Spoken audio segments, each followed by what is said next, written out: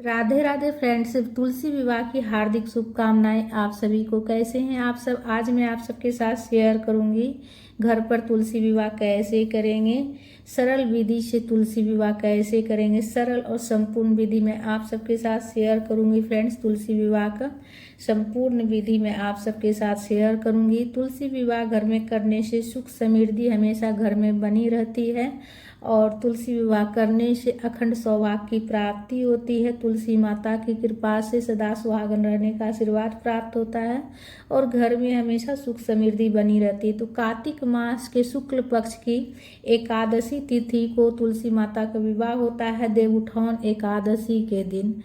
ठीक है, देवउठान एकादशी के दिन तुलसी माता का विवाह शालिग्राम भगवान जी के साथ में होता है।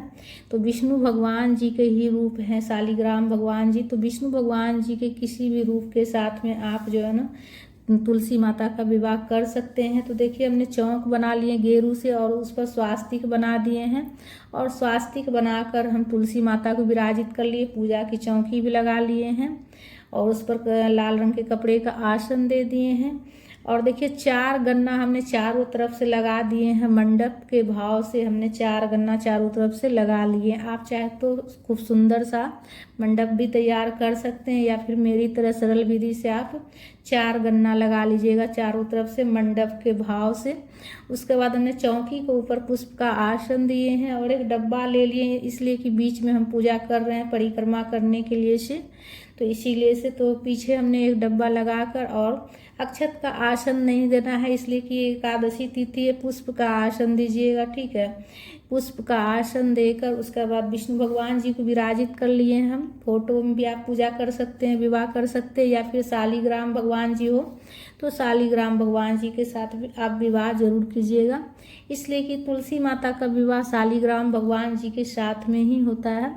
तो शालिग्राम भगवान जी हो तो आप उन्हीं के साथ में विवाह करवाइएगा तुलसी माता का। और अगर शालिग्राम भगवान जी नहीं हो तो विष्णु भगवान जी के जिस भी रूप की आपके पास मूर्ति हो या फोटो हो तो उसमें भी आप जो है ना तुलसी माता का विवाह कर सकते हैं। और देखिए, हमने एक कलश ले लिए हैं और कलश में कलावा बांध दिए हैं, स्वास्तिक बना लिए हैं कलश में, और गणेश जी को भी हमने विराजित कर लिए हैं और जौ का आसन दिए हैं। अक्षत का प्रयोग नहीं करना है और जौ का आसन देकर कलश को हमने रख लिए हैं और उसमें स्वच्छ जल गंगा जल से हम कलश को भर देंगे। कलश में कलावा बांध दिए हैं और स्वास्तिक भी बना लिए हैं और कलश में 5 चीज़ें डालेंगे। थोड़ा सा जौ डाल देंगे और एक गांठ वाली हल्दी, एक सुपारी, एक सिक्का और एक पुष्प डाल देंगे। गांठ वाली हल्दी नहीं हो तो आप हल्दी पाउडर भी डाल सकते हैं।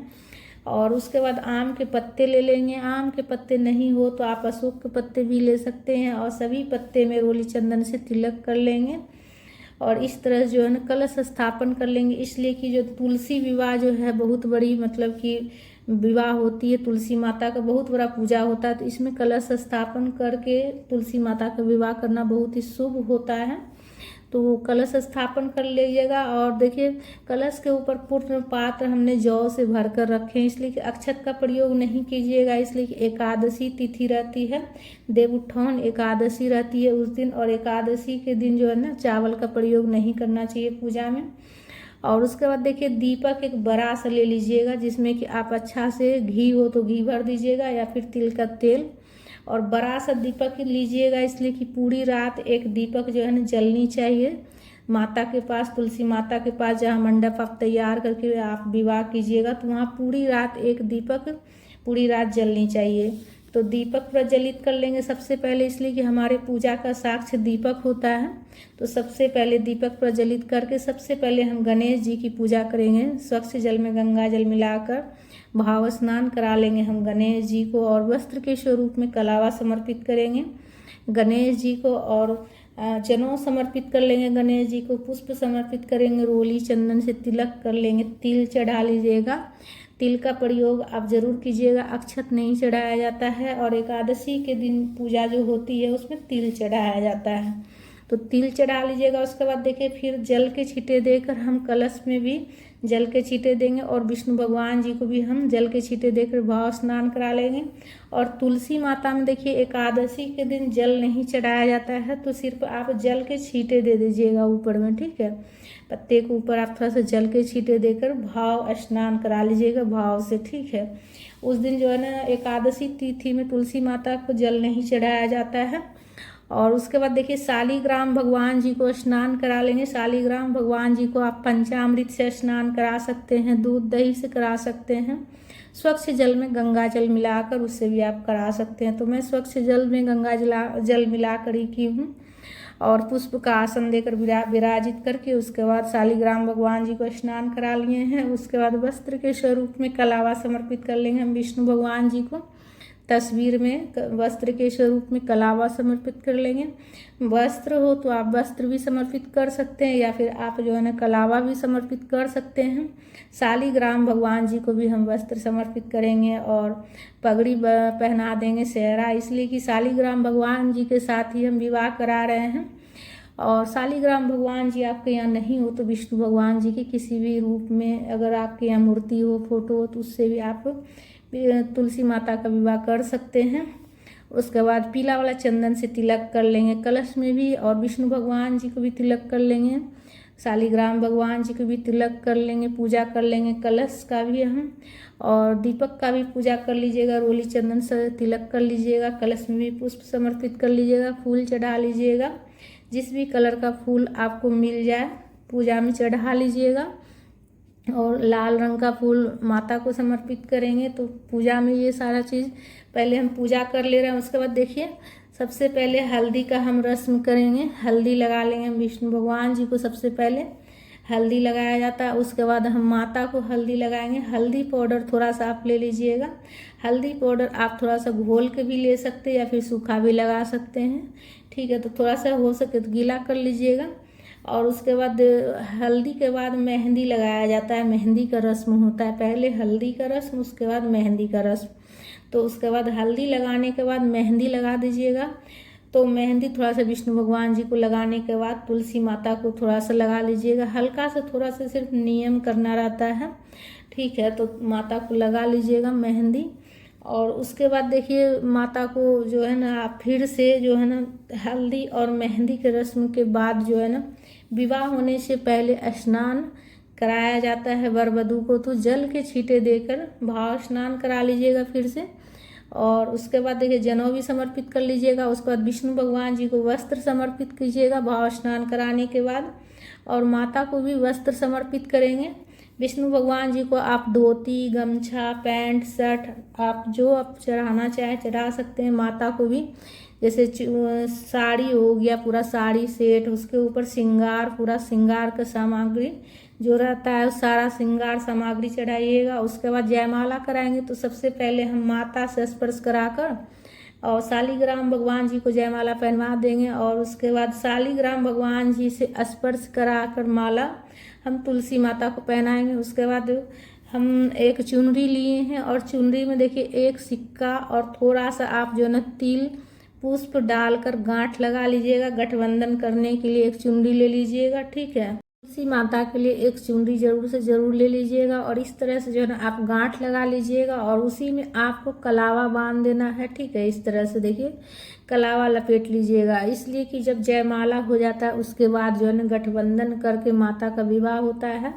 तो इस तरह से गठबंधन हमने कर दिए हैं और माता को चुनरी ओढ़ाएंगे। और कलावा जो हमने गठबंधन किए हैं वो कलावा का एक छोर जो है ना विष्णु भगवान जी के पास हम रखेंगे, शालिग्राम भगवान जी के पास हम रख देंगे। तो इस तरह से शालिग्राम भगवान जी और तुलसी माता का गठबंधन हमने कर दिए सरल विधि से, ठीक है। उसके बाद तुलसी माता का विवाह करेंगे। तो देखिए शालिग्राम भगवान जी के साथ गठबंधन होने के बाद धूप भी प्रज्वलित कर लीजिएगा। अगरबत्ती, धूप बत्ती जो हो आपके पास धूप प्रज्वलित कर लीजिएगा। सारा श्रृंगार की सामग्री भी चढ़ा लीजिएगा। उसके बाद देखिए माता को सिंदूर लगाएंगे। तो सिंदूर लगाने के लिए जो है ना आप जो नया डिब्बी ले लीजिएगा उस दिन, ठीक है। इसलिए कि विवाह माता का कराइएगा तो इसलिए से एक सिंदूर का डिब्बी नया ले लीजिएगा। और विष्णु भगवान जी के पास में जो विष्णु भगवान जी से स्पर्श कराकर उसके बाद माता को सिंदूर लगाना है। तो माता को 5 बार सिंदूर लगा दीजिएगा। और ये सिंदूर का डिब्बी माता का है, तो आप प्रतिदिन इससे जो है ना माता को सिंदूर लगाकर पूजन कीजिएगा। जिस सिंदूर से आप माता को उस दिन विवाह कीजिएगा, उसी सिंदूर से आप माता को प्रतिदिन सिंदूर लगाइएगा।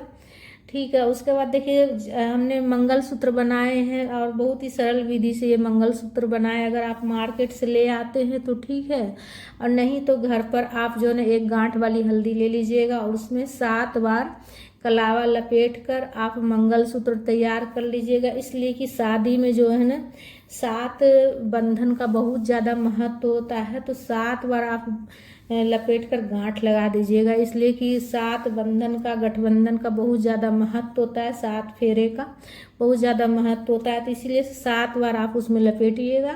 तो इस तरह से जैसे आप 7 बार लपेट कर मंगलसूत्र आप माता को बना कर पहनाइएगा, तो इस तरह से जो है ना आपका जो है ना 7 जो फेरे होते वो भी हो जाएगा फिर पूरा। और उसके बाद देखिए भोग समर्पित कर लीजिएगा। भोग में आप मिठाई, फल का भोग, ड्राई फ्रूट का भोग लगाइएगा। और विष्णु भगवान जी के भोग में तुलसी पत्ता दीजिएगा, माता को भी भोग लगाइएगा। इसलिए कि विवाह है तो भाव से भोग लगा दीजिएगा। इसलिए कि विवाह है, विवाह में आप विष्णु भगवान जी को लगाइएगा, तो माता को भी भोग समर्पित कर लीजिएगा। और विष्णु भगवान जी के भोग में देखिए उस दिन जो है ना आप तुलसी पत्ता नहीं तोड़िएगा, पहले ही तुलसी पत्ता तोड़ कर रख लीजिएगा विष्णु भगवान जी के भोग में देने के लिए। इसलिए कि विष्णु भगवान जी बिना तुलसी पत्ता के भोग ग्रहण नहीं करते हैं, तो एक दिन पहले ही तोड़ कर रख लीजिएगा। फल फ्रूट का भोग लगाइएगा और मुख शुद्धि के लिए पान समर्पित कीजिएगा, लौंग, इलायची, बतासा रखकर माता को और विष्णु भगवान जी को। तो इस तरह से जो आप सरल विधि से आप माता का विवाह कर सकते हैं। हाथ में पुष्प लेकर अगर तुलसी विवाह की कथा की पुस्तक हो तो पढ़ लीजिएगा, नहीं तो आप फोन में भी सुन सकते हैं। तो हाथ में पुष्प लेकर पढ़ लीजिएगा। उसके बाद आरती कर लीजिएगा प्रेम पूर्वक। आप जो है ना एक और दीपक प्रज्वलित करके भी आप आरती कर सकते हैं, या फिर जो है ना आप कपूर प्रज्वलित करके भी आरती कर सकते हैं। प्रेम पूर्वक विष्णु भगवान जी की आरती गाते हुए, तुलसी माता की आरती गाते हुए आरती कर लीजिएगा। तो इस तरह से जो है ना फ्रेंड्स सरल विधि से आप जो है ना घर पर तुलसी विवाह अपने से खुद से कर सकते हैं। और उसके बाद आरती करने के बाद सीधे हाथ में जल लेकर आचमनी कर लीजिएगा। और आचमनी करने के बाद देखिए परिक्रमा जरूर से जरूर कर लीजिएगा। परिक्रमा देखिए आप जो है ना फेरी जो है ना आप 5 बार भी लगा सकते हैं, 11 बार भी, 108 बार भी लगा सकते हैं। तो देखिए एकादशी तिथि है तो आप कम से कम जो है ना 11 बार तो ज़रूर लगा लीजिएगा। और अगर 11 बार अगर नहीं लगा सकते तो 5 बार ज़रूर से ज़रूर लगा लीजिएगा। और परिक्रमा करने की जगह नहीं हो तो जिस जगह पर पूजा कीजिएगा उसी जगह पर गोल घूमकर परिक्रमा कर लीजिएगा। तो फ्रेंड्स हमारा ये वीडियो आप सबको कैसा लगा है? अगर अच्छा लगा है तो वीडियो को लाइक कीजिएगा, शेयर कीजिएगा, चैनल को सब्सक्राइब कर लीजिएगा। और कमेंट में विष्णु भगवान जी और तुलसी माता की जयकारा जरूर से जरूर लगाइएगा। और पूजा की सामग्री जो है ना अगले दिन उठाई जाएगी। रात्रि में जागरण किया जाता है इस पूजा में। एकादशी तिथि रहती है तो जागरण का भी बहुत ज़्यादा महत्व होता है। पूरी रात एक दीपक प्रज्वलित होनी चाहिए।